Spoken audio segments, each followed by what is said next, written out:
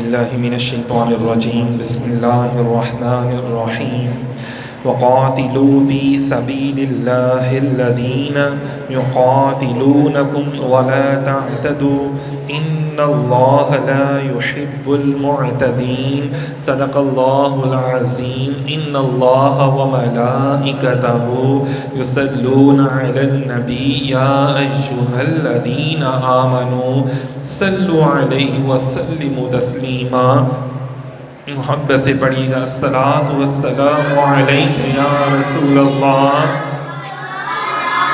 وعلی آلک واصحابک یا سیدی یا حبیب اللہ۔ الصلاۃ والسلام علیک یا سیدی یا رحمتا للعالمین وعلی آلک واصحابک یا خاتم النبیین یا شفیع المذنبین یا رحمتا للعالمین یا جدی حسن والحسین۔ سامعین محترم، جیسا کہ آپ سب کو معلوم ہے کہ اس وقت عالم اسلام کس حالت میں ہے۔ مسلمانوں پر ویسے تو بہت عرصے سے یہ سلسلہ چل رہا ہے، لیکن اب یہ شدت اختیار کر چکا ہے کہ آپ نے جیسے دیکھا کہ فلسطین کے مسلمانوں پر کتنا ظلم و ستم کیا جا رہا ہے، اسرائیل کی جانب سے، یہودی قوتوں کی جانب سے۔ سامعین محترم، یہاں پر بھی دو طرح کے لوگ آ گئے اپنا، ایک وہ جو اسرائیل کا ساتھ دے رہے ہیں، ایک وہ جو مسلمانوں کا ساتھ دے رہے ہیں۔ ایک وہ جو اسرائیلیوں کو اوپر جو بمباری ہوئی اور ان میں کچھ لوگ ان کے قتل ہوئے، مرے، ان کو صرف وہ لوگ نظر آ رہے ہیں، اور دوسرے وہ لوگ ہیں کہ جو حق کی نگاہ رکھتے ہیں، سچ کی نگاہ رکھتے ہیں، جو لوگ سچائی کی نگاہ رکھتے ہیں، ان کو وہ لوگ نظر آ رہے ہیں کہ جو کتنے سالوں سے جن پر ظلم و ستم ہو رہا ہے مسلمانوں پر۔ صرف چند سالوں میں 2008 سے لے کر جو ابھی انہی کی رپورٹیں ہیں کہ جناب اب تک تقریباً 30,000 بچوں کو، فلسطینی بچوں کو قتل کیا گیا، بچوں کو۔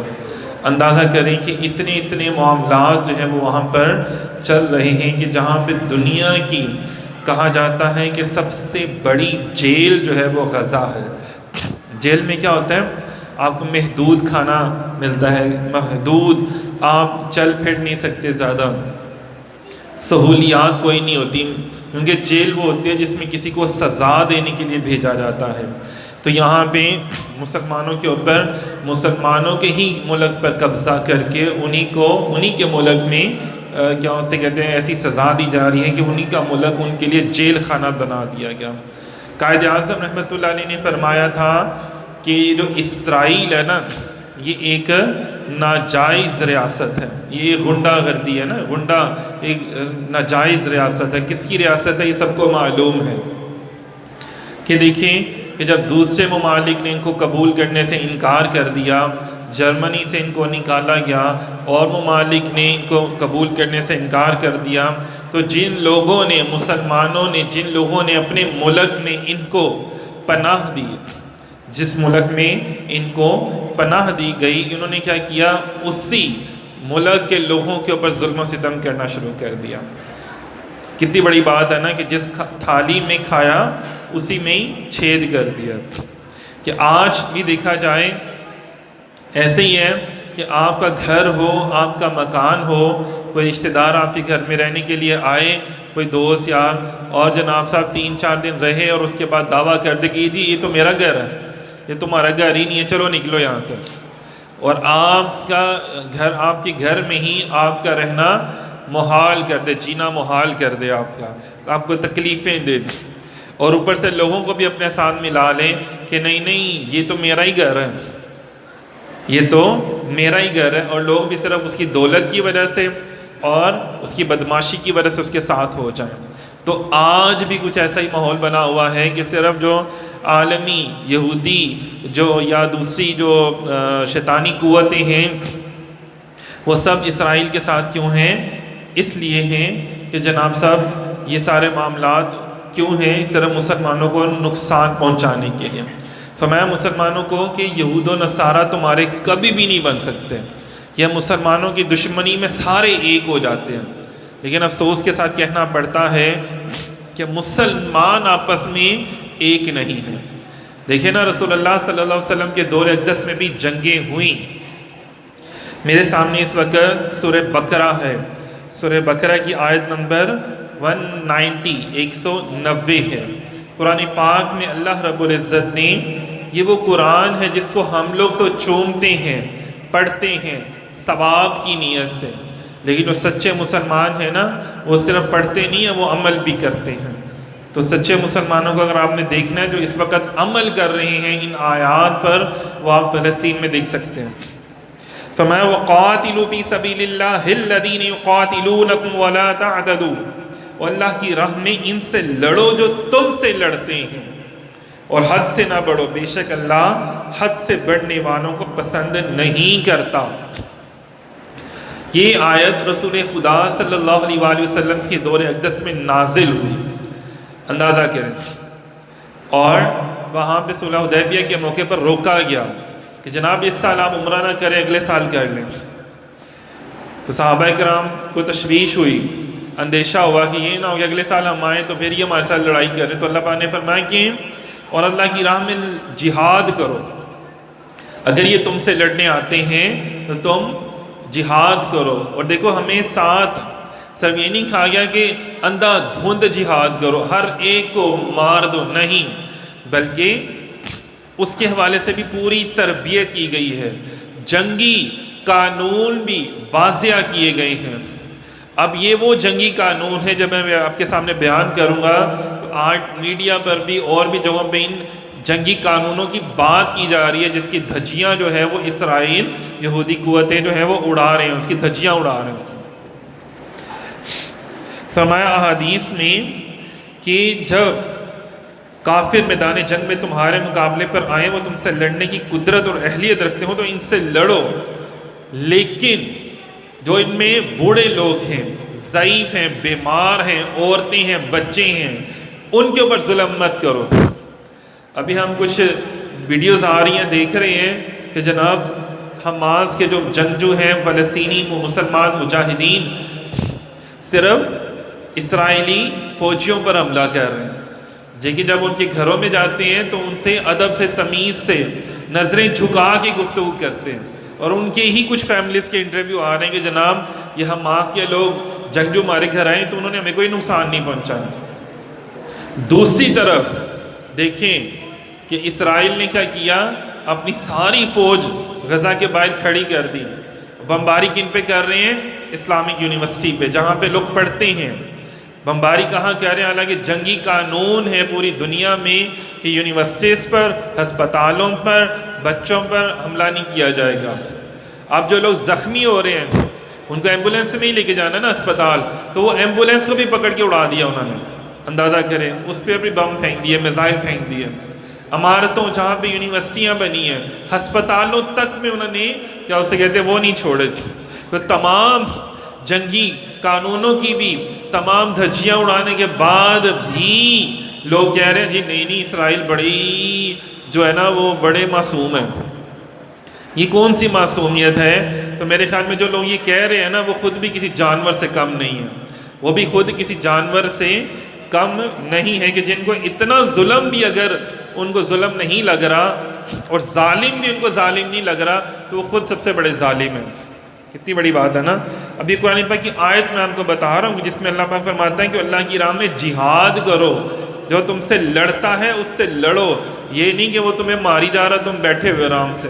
اب اتنے سالوں سے 1948 میں 1948 میں اسرائیل نے ظلم و ستم کے پہاڑ توڑنے شروع کیے، تھوڑی سی مسلمانوں نے جو ہے وہ جد و جہد کی، لیکن جب اب ایک بھرپور طریقے سے جد و جہد شروع کی ہے تو ساتھ ہی ان کی چیخیں، اور جہاں پہ دیکھیں انہوں نے پروپیگنڈا کیا تھا ایک بہت بڑا کہ جناب ہمارے پاس سب سے بڑی فوج ہے، موساد ہے، انٹیلیجنس ہے، سب کچھ ہمارے پاس ہے، کوئی ہمیں کچھ نہیں کہہ سکتا۔ تو ایک دن میں ان کی ساری کی ساری انٹیلیجنس، ساری طاقت، سارا پیسہ، سارے اختیارات، سارے جاسوس دھرے کے دھرے رہ گئے۔ جب اللہ کی مدد آ جاتی ہے نا مسلمانوں کے ساتھ، پھر ہمیشہ دیکھنے میں آیا ہے غزوہ بدر میں بھی مسلمان تھوڑے سے تھے، کفار زیادہ تھے، فتح مسلمانوں کی ہوئی، حق پر تھے نا۔ اسی طرح جتنی بھی غزوہ احد، غزوہ خندق، غزوہ تبوک، غزوہ احزاب، جتنی جنگیں اٹھا کے دیکھ لیں، اور آگے بھی اگر آپ دیکھتے چلے جائیں تو ہمیشہ جب مسلمانوں نے جب اسلام کے لیے کی ہے جنگ، تو تب اللہ تعالیٰ نے ان کے لیے رحمت کے فرشتے نازل کیے ہیں، بلکہ کمانڈر فرشتے جسے کہتے ہیں نا جنگجو فرشتے، وہ نازل کیے ہیں۔ دیکھیں اگلی آیت میں فرمایا، آیت نمبر 192 میں،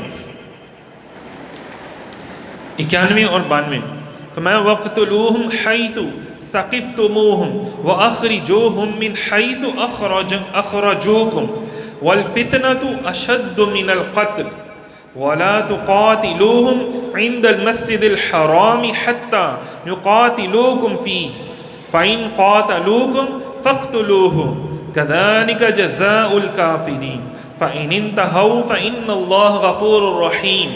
دیکھیں اللہ تعالیٰ کیا فرما رہے ہیں، اور دوران جہاد کافروں کو جہاں پاؤ قتل کرو، اور انہیں وہاں سے نکال دو جہاں سے انہوں نے تمہیں نکالا تھا۔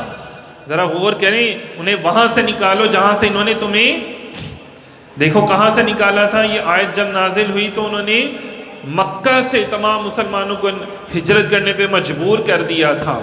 اب دوبارہ وہاں پہ نبی پاک صلی اللہ علیہ وسلم صحابہ کرام کے ساتھ، کتنے صحابہ کرام کے ساتھ؟ تقریباً 1400 صحابہ کرام کے ساتھ تشریف لے کر گئے۔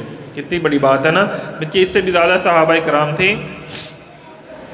اور اب کیا ہو رہے ہیں، اللہ تعالیٰ فرما رہے ہیں انہوں نے تمہیں بیت المقدس سے نکالا ہے، تو اب تم یہاں سے ان کو نکالو۔ تو یہ اگر وہاں پہ جو مجاہدین ہیں، جو جنگجو ہیں، تو وہ قرآن پاک کی سورہ بقرہ کی ان آیات پر عمل کر رہے ہیں، اور نہ صرف کر رہے ہیں بلکہ وہ کہتے ہیں کہ تمام اسلامی ممالک کے مجاہدین اور سربراہان جو ہیں، افواج ہیں، ان کو بھی یہ بلا رہے ہیں، ان کو بھی آیتیں پڑھ کر سنائی جا رہی ہیں، جہاں سے انہوں نے تمہیں نکالا تھا۔ فتنہ قتل سے زیادہ شدید ہوتا ہے، یہودی اسرائیل یہ بہت بڑا فتنہ ہے۔ کسی نے مارا تھا نا، ہٹلر نے، آئی تھنک سو، اس نے کتنے یہودیوں کو مارا تھا، کچھ کو چھوڑ دیا تھا۔ تو جو یہ لوگ بعد میں آگے چلے گئے اور بعد میں انہوں نے اسرائیل بنایا، انہوں نے کہا میں کچھ یہودی اس لیے چھوڑ رہا ہوں تاکہ پوری دنیا کو پتہ چل جائے کہ میں نے ان کو کیوں مارا تھا، یہ اسی لائق ہے۔ یہ فتنہ اور فساد پھیلانے والی قوم ہے۔ تو یہ دیکھیں انہوں نے فتنہ اور فساد پھیلایا۔ مسجد حرام کے پاس سے نہ لڑو جب تک وہ تم سے وہاں نہ لڑیں، اور اگر وہ تم سے لڑیں تو انہیں قتل کرو، کافروں کی یہی سزا ہے۔ پھر اگر وہ باز آ جائیں تو بے شک اللہ بخشنے والا مہربان ہے۔ فرمایا اگر وہ مکے میں خانہ کعبہ جو حرمت والی جگہ ہے، وہاں پہ ان سے نہ لڑو، لیکن اگر وہ لڑنے کے لیے آئیں تو پھر پیچھے بھی نہ ہٹو، پھر پیچھے بھی نہ ہٹو۔ کہ جب فتح مکہ ہوا تھا نا، تو لوگ جو پیچھے ہٹ گئے تھے ان کے ساتھ جنگ نہیں کی گئی، لیکن ایک بندہ ایسا بھی تھا جو خانہ کعبہ کے جو ہے نا کپڑا ہوتا ہے غلاف، اس کے ساتھ چمٹا ہوا تھا۔ حضور نے فرمایا اس کو باہر نکال کر قتل کرو، کیوں کہ وہ گستاخ رسول تھا۔ تو گستاخ رسول کی تب بھی سزا دیکھیں کتنی بڑی بات ہے۔ باقاعدہ فتح مکہ میں جنگ نہیں ہوئی تھی، لیکن جتنے چن کے جو گستاخ تھے، جو شاعری کے ذریعے لوگوں کو بھڑکاتے تھے نبی پاک صلی اللہ علیہ وسلم کے خلاف، ان سب کو چن کے قتل کیا گیا تھا۔ صحیح ہے نا؟ تو پھر فرمایا اگر وہ تم سے لڑے تو انہیں قتل کرو۔ اب یہ بھی غور کریں، جو لوگ یہ کہتے ہیں نا کہ مسلمان ہر ایک کو مارے جاتے ہیں، نہیں، آج پریکٹیکل دیکھا جائے تو یہ ساری دنیا اس چیز کو دیکھ رہی ہے، وہاں پہ اندھا بن جائے تو وہ علیحدہ بات ہے۔ کشمیر میں بھی آپ دیکھ لیں کہ صرف اب وہ لوگ تو جو کافر ہیں، ہندو ہیں، یا ادھر دیکھا جائے تو یہودی ہیں، جو مسلمانوں کے ہر بندے کو مارتے چلے جاتے ہیں، پھر بھی کوئی ان کو ظالم نہیں کہہ رہا۔ اور ادھر مسلمان مجاہدین جب لڑنے کے لیے جاتے ہیں تو صرف جو ان کے سامنے فوجی آتے ہیں نا، ہندو یا یہودی، صرف ان کو مارتے ہیں۔ مسلمان جتنے بھی جنگجو جب یہاں سے جاتے ہیں، کہیں سے بھی جاتے ہیں، تو وہ کبھی بھی کسی بچے کو، کسی نہتی عورت کو، یا کسی بیمار شخص کو، کبھی یا بوڑھے کو قتل نہیں کرتے۔ تو یہ بھی مسلمانوں کے خلاف اسلام دشمنی میں ایک پروپیگنڈا کیا جاتا ہے۔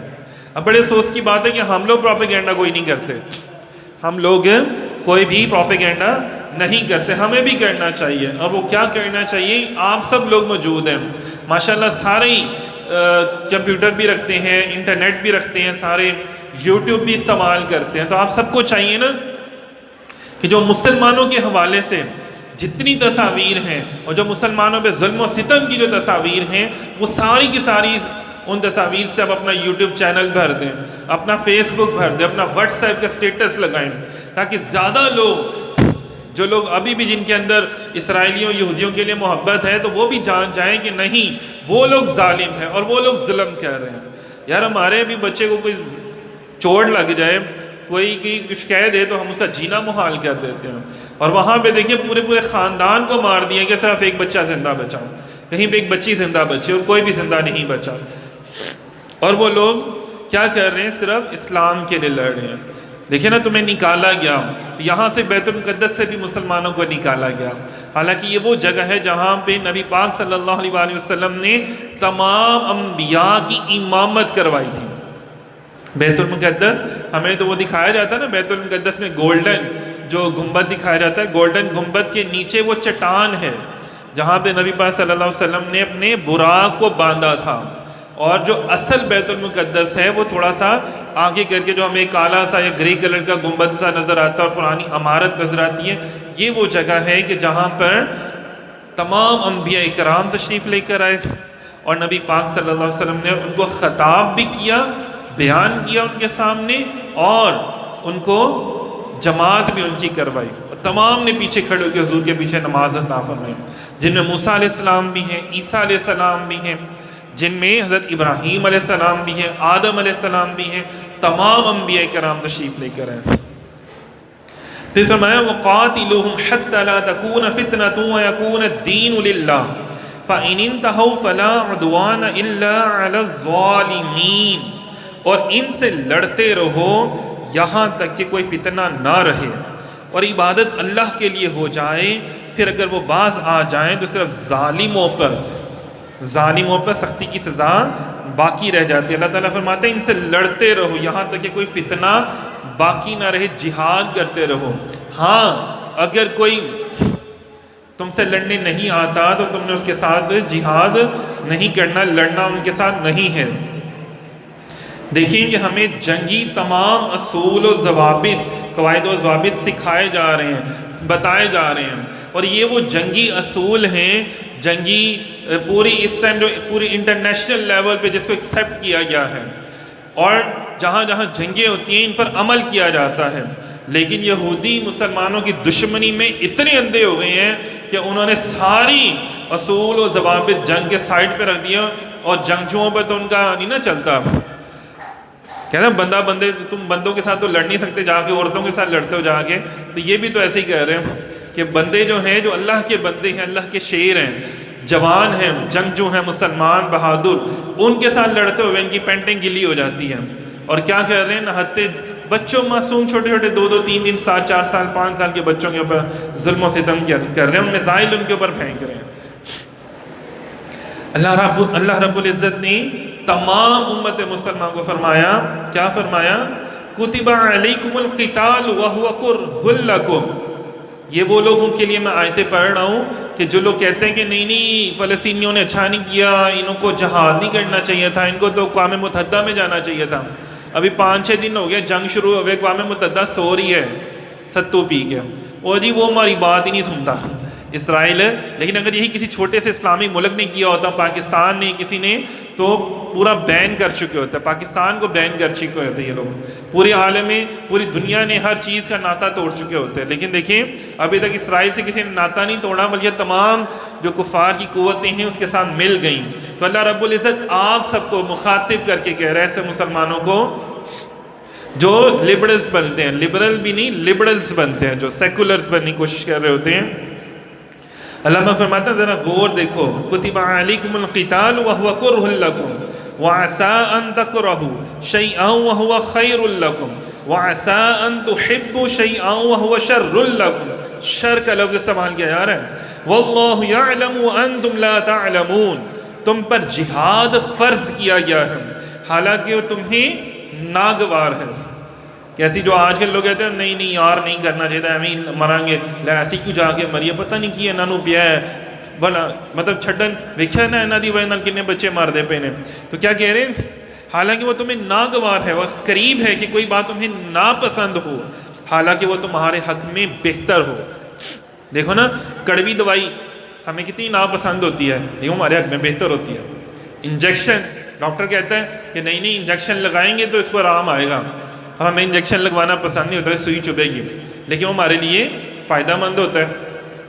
کتنی چیزیں جو ہمارے لیے فائدہ مند ہوتی ہیں لیکن ہم اسے برا سمجھ رہے ہوتے ہیں. اسی لیے اللہ تعالیٰ نے فرمایا یہ تمہارے لیے فائدہ مند ہے جہاد کرنا جو میں تم پر فرض کر رہا ہوں. جیسے نماز روزہ حج زکوٰۃ یہ فرض ہے اسی طرح یہ جہاد کرنا بھی تمہارے اوپر میں فرض کر رہا ہوں. تو اب دیکھو کیا ہے تمہیں ناگوار گزرے لیکن ہے وہ تمہارے حق میں اچھا ہے وہ تمہارے حق میں بہتر ہے حالانکہ وہ تمہارے حق میں اچھا. اللہ پاک کہتے ہیں اور قریب ہے کہ کوئی بات تمہیں پسند آئے حالانکہ وہ تمہارے حق میں بری ہو اور اللہ جانتا ہے اور تم نہیں جانتے. اسی طرح کئی ایسی چیزیں ہیں جو ہمیں بڑی پسند ہوتی ہیں سبز باغ اور کلچر دوسروں کا کلچر لیکن جب ہم لوگوں نے دوسروں کا کلچر اپنایا اور اسلامی کلچر کو چھوڑا تو پھر آج ہمیں اس کے خمیازے بھی بھگتنے پڑ رہے ہیں. جب ہمارا خاندانی نظام ٹوٹا جب وہ شرم و حیا کی جو حدیں مقرر کی تھی اسلام نے اسلامی کلچر نے جب وہ ٹوٹی تو آج دیکھیں گلی گلی میں کیا ہو رہا ہے کوئی کیا کر رہا ہے کوئی کیا کر رہا ہے. تو جب مسلمانوں نے اسلام کی بنائی ہوئی حدودوں کو چھوڑا تو کیا ہوا جی ہمیں نہیں پسند حالانکہ وہ اچھی چیز تھی لیکن آپ کو پسند نہیں تھی اور کافروں کی جو بری چیزیں تھیں وہ آپ کو اچھی لگتی تھیں لیکن جب آپ نے عمل کیا تو اپنا بھی گنوا بیٹھے اپنا بھی جو اپنا رنگ تھا اس کو بھی ختم کر دیا اور ہاتھ میں کچھ بھی نہیں. تو سامعین محترم یہ وہ باتیں ہیں جو قرآن پاک میں اللہ رب العزت نے بیان فرمائی ہیں. یہ وہ آیات ہیں جن کو ہم چوم کے رکھ تو دیتے ہیں کبھی ان کا ترجمہ نہیں پڑھتے. تو آج فلسطین کے ہمارے جو بھائی ہیں وہ ان چیزوں پر عمل کر رہے ہیں. وہ جنگجو جو مجاہدین اسلام ہیں وہ ان آیات پر عمل کر رہے ہیں.